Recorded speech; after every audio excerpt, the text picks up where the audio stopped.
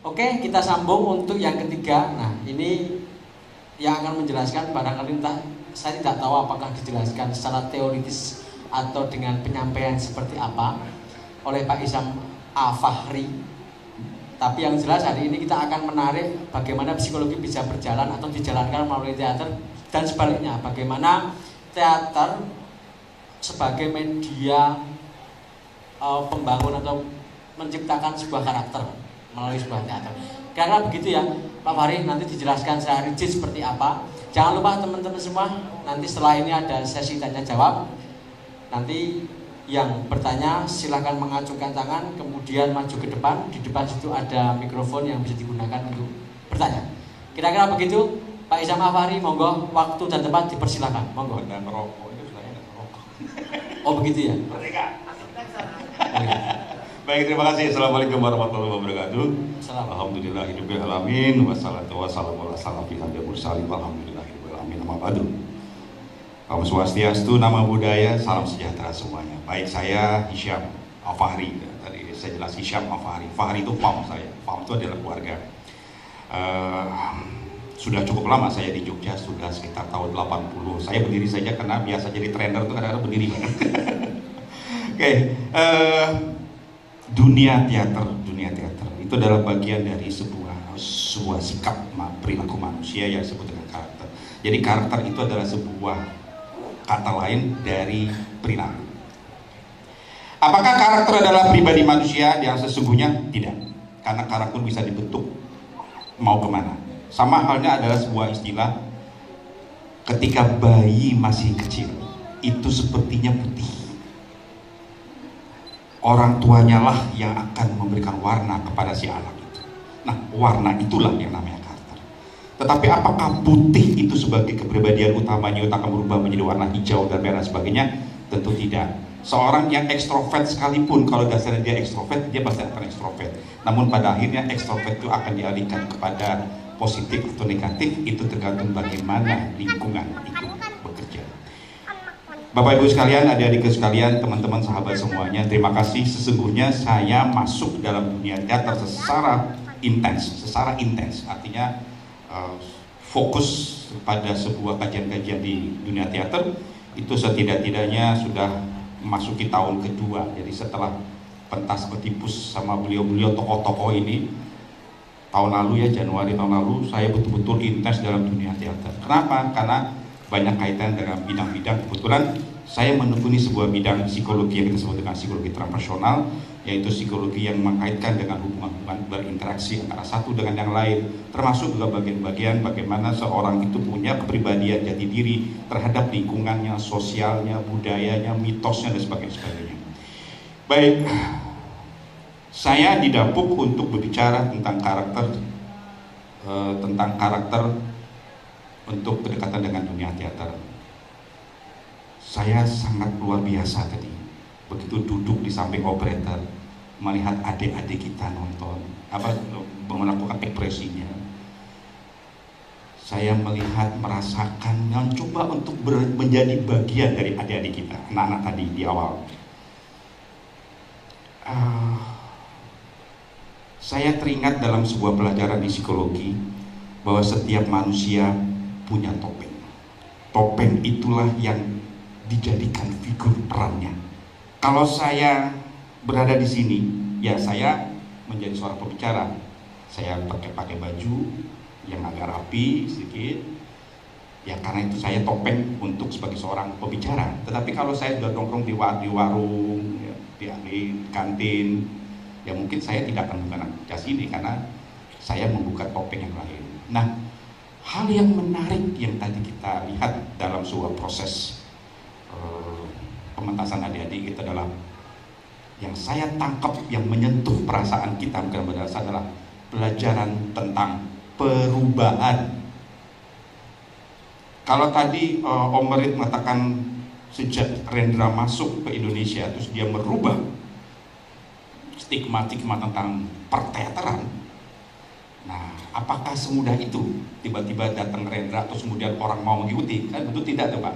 Pasti butuh proses untuk bisa mengikuti pola-pola yang dibawakan oleh seorang Rendra.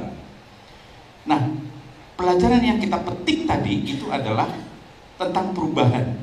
Ketika seorang anak yang hilang kemudian didogma bahwa anak hilang ini adalah disebabkan oleh extrasensory perception, kekuatan lebih di luar dirinya, ngedukun lah kira-kira begitu. Tapi diprotes sama anaknya, loh kok sampai sebegitu jauh sih? Padahal sebetulnya dia cuma hanya ngumpet saja gitu. Nah, disinilah persoalannya, bahwa sesungguhnya merubah cara pandang seseorang itu tidak seperti kita merubah minuman bulak terus kemudian tumpah, tidak. Dia butuh sebuah proses. Nah, apa hubungan dengan kita? Bapak Ibu sekalian, kalau tidak mau mengikuti perubahan zaman, insya Allah hidupmu pasti tidak menjadi apa-apa. Ketika kita tidak bisa mengikuti trends, ketika kita tidak mengikuti perkembangan teknologi, silakan kau akan menjadi orang yang stres. Setiap Sabtu sebetulnya saya punya klinik di rumah sakit Happy Land. Ada biro namanya Mental Care di sana. Dan suatu saat saya dimintai oleh Dr. Indu Wicaksono, seorang psikiatri di Jogja, untuk menghadapi orang-orang yang tidak mau menghadapi sebuah perubahan. Nah, ini poinnya. Dan itu terjelas pesan-pesan disampaikan oleh tadi adik-adik kita, anak-anak kita, tentang betapa kita harus menerima sebuah perubahan pun dengan dunia perteateran. Kalau dulu dogma-dogma teater itu datang dari Romawi, yang tadi Om Giri bilang, oh dari Romawi ada ini, ada segala macam, tapi begitu Rendra datang, terus ada berubah, ternyata dia juga berkaitan dengan psikologi, dengan sosiologi, dan macam-macam. Sejauh mana kita mau bisa menerima perubahan? Itu poin pertama. Nah, karena kalau kita dapat merubah perubahan, artinya kita juga dapat merubah pikiran kita, mind kita, dan itu bisa memberikan sebuah perubahan tentang karakter. Baik, sekarang tugas saya adalah memberikan sebuah sebuah frasa tentang teater. Saya punya mahasiswa di Fakultas Psikologi Muhammadiyah Solo, karena memang saya punya biro psikologi di Solo. Jadi dulu saya rintis itu sekitar tahun 2003, setelah saya resign dari kampus UI, terus kemudian saya buat biro, terus sekarang sudah berkembang. Alhamdulillah perkembangan biro saya sudah luar biasa. Jadi saya lebih banyak di Jogja sekarang malah gantian. Kalau orang lain berguru kepada saya untuk mendapatkan ilmu tentang psikologi, sekarang saya dibalik. 2 tahun setelah saya menjadi pemain orang Kolinta, saya malah berguru kepada beliau-beliau ini. Dan itu saya tidak akan menjadi malu untuk berguru tentang bagaimana teater.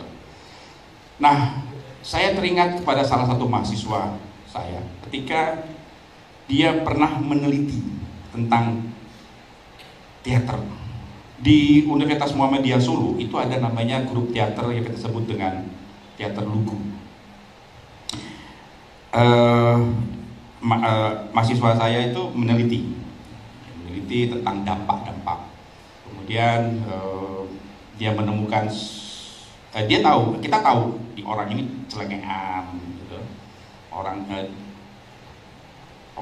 Menemukan menemukan orang yang celengean, yang cuek, yang emosinya tuh kadang-kadang meledak-ledak, mak beduduknya apa teori ini, mak beduduk, tiba-tiba marah-marah, nggak ada juntungannya dan sebagainya. Artinya karena memang usia-usia rentang ya, usia 18 tahun, 20 tahun itu mungkin masa-masa yang emosinya agak labil.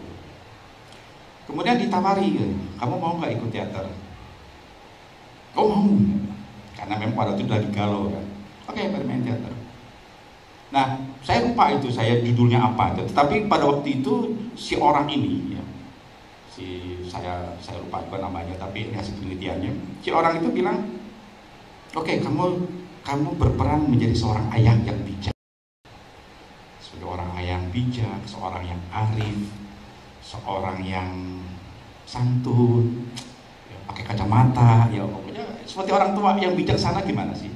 Padahal kita tahu orang dia itu sesungguhnya celengean gitu loh. Oke, kita kasih peran. Nah, kata si mahasiswa saya ini yang meneliti itu. Dikasih waktu 4 bulan. Wah, cukup panjang ya. Kita latihan Oedipus 3 bulan ya Pak ya. Wah, luar biasa. Itu nanti kita akan kaji lagi tuh. Kenapa sebuah teater tuh harus sempat bulan-bulan dan harus tiap hari. Itu nanti ada dampak psikologisnya, kita akan bahas kalau memang ada waktu. Oke, 4 bulan dia latihan intens sebagai seorang ayah yang bijak apa segala macam.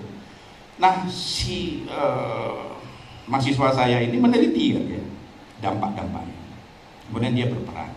Setelah dia mementaskan seorang tokoh ayah, apa yang terjadi? Yang terjadi adalah menurut pengamatan kami, ada sebuah perubahan perilaku. Yang tadi selengean tiba-tiba gak jadi selengean, yang tadinya nggak pede jadi pede, dan seterusnya. Saya yakin apa yang tadi disampaikan oleh Om Giri terhadap motivasi para orang tua untuk menitipkan putra putrinya untuk mengikuti teater, barangkali kurang lebih begitu Om ya. Ada hal-hal yang terselubung yang menjadi bagian yang terpenting kepada diri kita. Nanti kita akan bahas untuk masalah itu. Nah, artinya kenapa bisa begitu? Kenapa si anak ini begitu dia dapat peran ayah, kemudian beberapa minggu kemudian dia berubah sikapnya, berubah polanya? Kenapa? Nah, kita kaji kan, karena kita bagian negara. Nah, artinya begini, setelah dikaji, maka teorinya begini. Anak remaja, sekali lagi anak remaja, bukan anak yang sudah dewasa atau anak yang sudah 40 tahun ke atas. Anak remaja itu selalu menarik pelajaran dari modelnya, dari apa yang dia lihat, apa yang dia dengar, apa yang dia rasa, dan apa yang dia pahami, dan itu menjadi model bagi dia dan mampu merubah cara pandangnya. Oke, itu nanti kita bahas. Artinya diterapkanlah dalam kehidupan sehari, dan itu bisa diterapkan kehidupan sehari-hari. Mari kita, contohnya apa? Gak usah jauh-jauh. Kalau seorang anak yang sudah terbiasa dengan orang tuanya yang suka, mohon maaf, ngambilin barang, atau dalam istilah psikologisnya katakan itu kleptomania, iseng aja ngambilin barang gitu, maka kalau tidak mau, anak yang tidak punya bakat untuk menjadi seorang kleptomania, dia bisa menjadi seorang kleptomania. Artinya apa? Dia melihat, dia melihat, dia mendengar, dia mencium, dan dia merasakannya. Dia bisa merubah perilaku kita. Hati-hati kepada anak-anak kita, adik-adik kita. Kalau kita punya anak, kalau kita punya orang tua, kalau kita menjadi orang tua dan kita punya anak kecil, jangan sekali-sekali mengutarakan kepada hal-hal yang negatif. Karena apa yang dia lihat, dia bisa menirunya kepada diri kita. Nah, dengan demikian, mereka mencoba untuk mengekspresikannya dengan empati terhadap orang lain. Oh, ternyata ada perubahan perilaku. Dan begitu saya ngobrol dengan Om Giri, oh ternyata benar juga Om. Kenapa ya para orang tua itu banyak menitipkan putra putrinya kepada grup-grup teater? Ternyata itu tadi kajian-kajian kita adalah bahwa anak-anak paling mudah untuk dipengaruhi pikirannya. Oke, next yang berikutnya. Nah, kemudian apa sih nilai-nilai dari sebuah peran dalam kelompok teater? Nah, ini kita menyambung dari penjelasan dari Om Prim. Disadari maupun tidak sadari, mungkin bagi kita yang terlibat dalam sebuah kelompok teater, kita pasti memiliki empati terhadap lingkungan. Solidaritas kita akan semakin tinggi. Kebutuhan kita sudah bukan lagi kebutuhan individual, tapi kebutuhan secara kebersamaan. Soal apa lah, mangan orang mangan, yang penting mangan. Itu empati. Oke, yang berikutnya komunikasi. Kita punya komunikasi, ya. Kita punya hubungan dengan teman-teman, komunikasi, ngobrol kalau gitu dengan santai, lepaskan pikiran saya. Kemudian kita ngobrol hal yang lain yang ringan-ringan. Komunikasi pasti terjaga. Kemudian berikutnya adalah kita pasti akan menghargai prestasi. Saya menghargai prestasi apa yang pernah dilakukan oleh seorang Prim, mulai dari perjalanan cerita-cerita dia, mulai dari hubungan ini suka dukanya segala macam. Oke. Bagaimana seorang merit dengan rambut gondrongnya, kemudian dia menjadi seorang, saya tidak merasa bahwa dia adalah seorang yang biasa-biasa, tapi ini luar biasa gitu. tapi sepertinya biasa. Oke. Saya menghargai itu. Kita pasti akan menghargai prestasi. Demikian juga dengan Om Giri, dengan Om Dani, dengan siapa saja pasti kita akan. Walaupun saya tidak mengenal Anda, saya tidak mengenal. Kalau kita sama-sama di teater, apa kita ketemu TBY, pasti kita ngomongnya, enggak. Artinya ada sebuah penghargaan kepada orang lain. Dan yang penting adalah disiplin. Bagaimana disiplin itu menjadikan diri kita menjadi lebih fight untuk berkelompok, karena ada nilai-nilai empatinya itu tadi. Dan yang terakhir, ini juga tadi yang disampaikan oleh Om Perit, yang terakhir itu adalah percaya diri. Oke. Percaya diri adanya di mana? Percaya diri adanya di pikiran bawah sadar. Jadi kalau saya jelaskan gini, di dalam otak manusia nih, itu manusia nih. Otak manusia terdiri ada dua, pikiran sadar dengan pikiran bawah sadar. Pikiran sadar itu ketika kita lagi ngapain? Ketika kita lagi menghitung, buat proposal, mikir, pokoknya analisa-analisa, dokter, insinyur, mikir, nah, itu dia pakai otak sadar, otak logika, otak logisnya. Tapi dia kecil Pak, otaknya cuma nyembul di ujung permukaan 10% lah kira-kira. Tapi di bawahnya itu ada yang kita sebut dengan pikiran bawah sadar. Nah, apa pikiran bawah sadar itu? Otak kita fungsinya. Pikiran bawah sadar itu adalah bicara tentang karakter kita, tentang pribadi kita, tentang belief, tentang persepsi, tentang keyakinan, tentang percaya diri, tentang memori jangka panjang, tentang mimpi, tentang sebuah kejadian di masa lalu kita yang terjadi. Pasti. Loh kok bisa Pak? Bisa Pak. Kenapa? Kalau Bapak Ibu semua ada di sekarang itu mimpi saja. Tiba-tiba ada di bagian tak beranta, itu sebetulnya otak bawah sadarmu itu sedang bekerja untuk memori jangka panjang. Jadi kita bukan kehidupan sekarang, tapi kehidupan di masa lalu.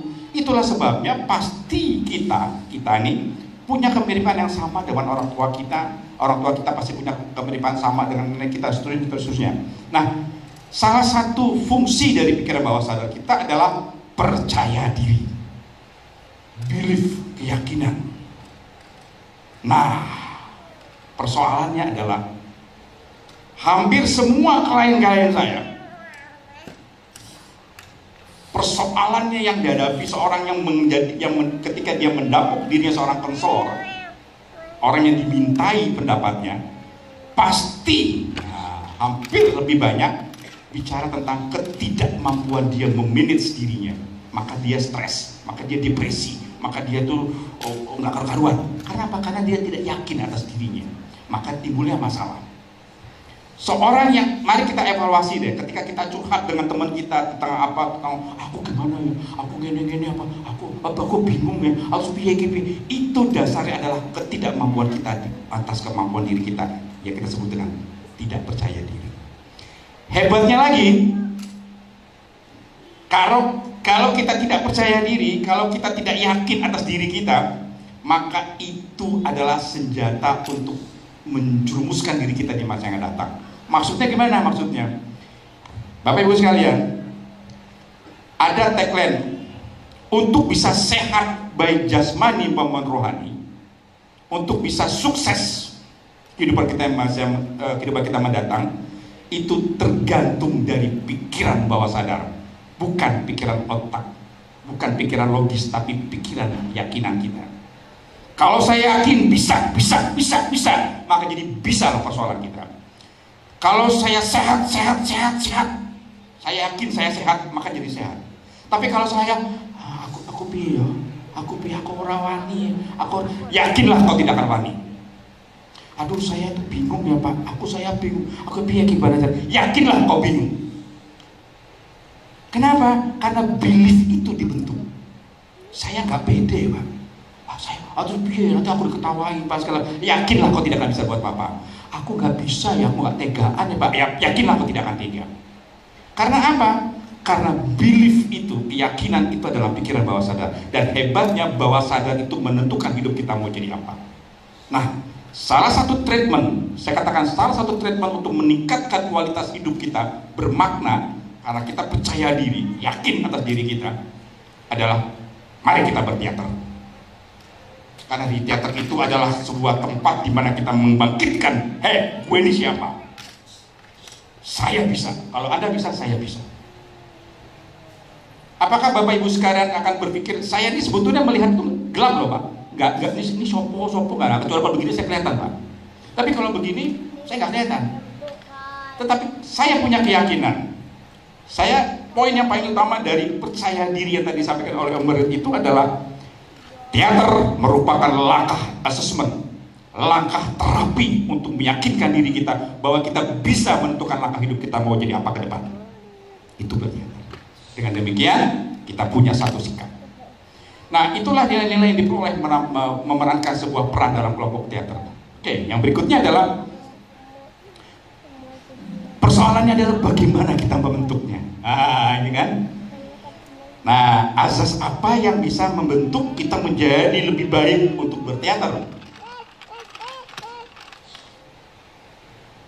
Pertama adalah ada 3 aspek. Aspek kognitif, aspek emosional, dan aspek tindakan. Apa yang kita sebut dengan aspek kognitif? Nah, aspek kognitif itu adalah mencakup aktivitas secara kerja otak berorientasi pada aspek intelektual, kemampuan berpikir, kemampuan mengingat, memahami dan memecahkan masalah. Saya pengalaman setahun ini takjub Bapak. Takjub apa? Begitu saya dikasih peran oleh seorang Azwar Ain untuk menjadi seorang Kolinta. Yang saya hadapi saya apa? Yang saya lihat itu loh, ada Merit, ada Om Daning, ada Gege Andika, ada Azwar. Secara psikologis di awal pertemuan saya minder Pak. Saya tidak ada basic teater, tidak punya. Tetapi saya diberikan peran. Oke, yakin bisa. Latihan Pak Azwar Ain. Kata tamu Pak Azwar Ain yang mulai saya. Disitulah yang biasanya saya nggak pernah dimaki-maki. Tiba-tiba dimaki-maki. Tersinggung nggak saya? Tersinggung di awal. Tapi begitu saya mikir, oh iya benar juga. Oke. Nah, hal yang menarik dari aspek kognitif yang saya lihat dari mereka itu adalah saya melihat seorang Merit pertama nih, ada nggak di samping saya? Nyun Sewu, kalau boleh saya bertanya, sekarang usianya berapa? 70? Di situ ada Om Daning. Ada Om Daning mana dia? Om? Mana Om? Hah? Oh, Om Daning berapa usianya Om? 66. Pusing ke 70 ya. Oke, 70 dan 66. Saya itu kalau saya ngajar ya. Saya ngajar di Fakultas Psikologi. Ya. Yang paling berkesan itu saya ngajar di Fakultas Psikologi Maranatha di Bandung. Itu ya orang Bandung tahu sendiri ya. Ya dalam seperti tahu sendiri itu ya begitulah kira-kira. Tahu sakit saya belajar. Anak mahasiswa saja yang untuk belajar menghafal saja itu sampai 2-3 kali melebar. Dia ngapal tapi ada gadget. Dia ngapal gadget. Gak fokus Pak. Dan susah Pak menghafal. Tapi begitu saya masuk dalam sebuah kelompok teater alam, itu ada Merit, ada Om Gege, ini sepuh-sepuh semua ada apal. Sekian tahun naskah Oedipus kan ngerti sendiri ya, banyak banget Pak. Kok apal gitu loh? Wah, berarti teori saya itu nggak terbantahkan. Pasti aspek-aspek kognitifnya itu berlaku pada otak-otak mereka. Saya melihat Om Merit, Om Daning, Om Gege, terus kemudian ada lagi yang lain, Bang Azwar. Oh, saya nggak manggilnya nggak Bang Azwar, apa Paci Azwar. Ada sebuah istilah yang teringat dalam pikiran saya. Don't stop to think. Jangan berhenti pikiran. Karena ketika pikiranmu berhenti, matilah dirimu. Loh, bagaimana maksudnya apa Pak? Ketika otak kita tidak dikaryakan, tidak bekerja, maka efek yang paling mendalam adalah cepat lupa, cepat tua, cepat pikun, karena otak kita tidak bekerja. Oh, jangan ngapain nanti. Nah, di teater itu diajarkan bagaimana otak kita dimaksimalkan. Dengan demikian, teori saya yang berikutnya adalah dengan belajar teater, kita melawan anti-aging dan anti-pikun. Nah, ini yang saya melihat, saya masih hafal cerita. Ada usia 70-an, artinya apa? Aspek-aspek kognitifnya itu berlaku pada beliau dan mampu memecahkan masalah, memahami empati lebih tinggi. Saya belajar, Pak, teori. Jadi saya bukan saja teori, saya lihat, saya analisa, saya pikir, oh ya, lintas generasi anak-anak. Oke. Aspek kognitif yang berikutnya adalah dalam teater adalah kita sebut dengan aspek emosional, mencakup kecerdasan emosional, melibatkan perasaan, sikap, nilai, aspek memiliki peran penting dalam proses internalisasi nilai karakter ke dalam dirinya. Terlibat aspek emosi karena adanya lahan observasi menghayati. Ketika seorang murid menjadi seorang Tiresias, wah itu naskahnya tuh gila. Itu kita pelajari, Pak, saya lihat. Seorang Dani dengan kreonnya, wah, luar biasa, menghayati banget aspek-aspeknya luar biasa. Dia lepaskan. Jadi ketika saya bertanya, Om, kok bisa ya? Apa rasamu ketika kau menjadi seorang kreon? Apa Om Dani bilang? Kalau kau bermain teater, menjadilah, jangan seperti. Kalau menjadi itu filosofi tuh, Pak. Kalau kau ingin berperan, menjadilah. Ada pribadimu yang kau letakkan, kau sedang memainkan pribadi yang lain. Dan masa transisi ini yang kita akan kaji lebih dalam lagi. Bagaimana aspek-aspek psikologisnya ketika dia harus berganti peran. Bagaimana aspek-aspek psikologinya ketika seorang meletakkan topeng dia, kemudian dia mengganti topeng yang lain. Bagaimana seorang aspek-aspek psikologisnya ketika misalnya saya harus berada di tempat ini, tapi saya juga harus menjadi berbeda di tempat yang lain. Oke, artinya masa-masa transisi itu. Nah, inilah yang diterapkan, proses-proses transisi inilah yang diterapkan oleh Mas Giri kepada anak-anaknya, prosesnya. Sehingga kita sudah mulai terlatih untuk mengganti baju. Hari ini saya di sini, ya sesuaikanlah baju saya. Hari ini sini. Ketika saya mendapatkan mandat di sini, saya bertanya kemarin, sesok iki besok pakai pakaian resmi apa tidak? Sebetulnya saya sedang berpikir itu. Saya mau tahu jawabannya. Kira-kira ini resmi apa tidak? Gak usah resmi-resmian. Nyantai wae. Saya tidak mau protes. Loh, aku kan trainer, Pak. Masa trainer celean? Nah, gitu. Jadi ini sinilah prosesnya. Nah, kajian-kajian ini perlu kita dalami apa? Agar anak-anak kita, anak didik kita menemukan sebuah emosional. Begini, kata mbah saya, kata nenek saya, kata orang tua saya, Sam, kalau kau ingin sukses di masa depanmu, ya, belajarlah setinggi-tingginya, karena kau menjadi sukses. Oke, saya mau belajar. Saya belajar mulai dari SMP, SMA, terus kuliah di UI, dapat beasiswa, dapat profesi saya, kembali lagi ngajar, saya punya titel. Tapi apakah membuat hidup saya sukses? Ternyata tidak. Dibutuhkanlah yang kita sebut dengan kecerdasan secara emotional quotient. Bukan saja kecerdasan secara intelektual, tapi dibutuhkanlah semua kecerdasan secara emosional. Kau boleh pintar, tapi kalau kau tidak mampu mengelola emosimu, kau yakinkan kau tidak akan menjadi siapa-siapa. Dan saya mengajar dalam beberapa training tentang manajemen konflik dengan manajemen stres. Itu kita kaji, Pak. Bagaimana kita mengelola stres itu ada manajemennya loh ya. Konflik itu ada manajemennya, dan sebetulnya saya dapat sertifikasi untuk itu. Nah, aspek emosional ini penting. Kecerdasan secara emosi, bagaimana kita mengatur diri kita, bagaimana kita mengatur perasaan kita, bagaimana kita mengatur rasa kita. Karena teater itu adalah rasa, kenikmatan yang tidak ada nilainya. Saya masuk ke teater, apa motivasi kamu? Ketika teman-teman saya di kampus dan segala macam, lo ngapain masuk ke teater lo? Kan nggak ada duitnya di sana, pengen dapat berapa sih? Pokoknya kita mau. Persoalannya bukan itu.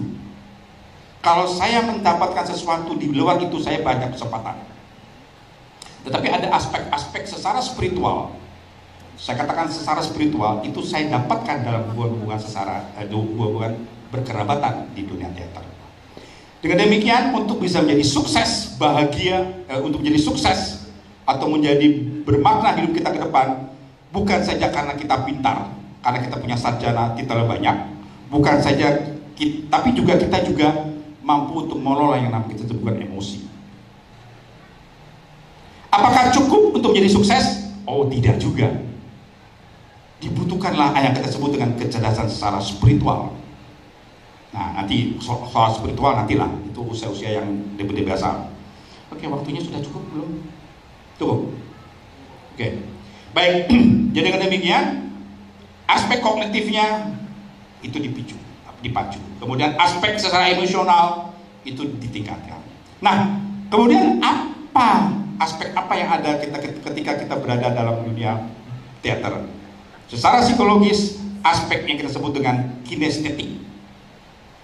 Nah, kalau misalnya saya sudah tahu nih teori-teorinya, oh bla bla bla bla bla bla bla. Kemudian saya sudah bisa menggunakan rasa loh. Saya kalau bicara masalah rasa itu pusing, Pak. Kenapa? Karena rasa itu subjektif ya, Bang. Emang perasaan lo aja begitu, gue juga begitu ya. Atau kadang-kadang ketika saya berhadapan dengan orang-orang kok banyak masalah banget masalah dengan saya. Tapi apakah mereka tahu saya sebetulnya saya juga punya masalah gitu? Enggak juga. Setiap orang pasti punya masalah. Nah, sekarang bagaimana kita menghadapi masalahnya itu? Nah, ketika aspek kinestetik kita berpikir sudah kita kuasai dalam dunia teater, kemudian aspek emosi secara psikologis berada dalam ruang lingkup berteater, maka dibutuhkan lagi kita sebut dengan aspek kinestetik, yaitu berkaitan dengan kemampuan kita bertindak. Setelah ini kita mau ngapain? Sama dalam dunia spiritual, kecerdasan spiritual. Aspek dalam kehidupan kesuksesan orang itu bukan saja dia karena punya kecerdasan secara intelektual, bukan saja dia punya kecerdasan secara emosional, tapi dibutuhkan juga kecerdasan secara spiritual. Untuk apa? Secara spiritual, hakikatnya adalah untuk apa saya hidup. Jadi kalau aspek kinestetik di situ adalah ketika kita punya kemampuan, kita harus mempunyai kemampuan bertindak dari apa yang kita alami.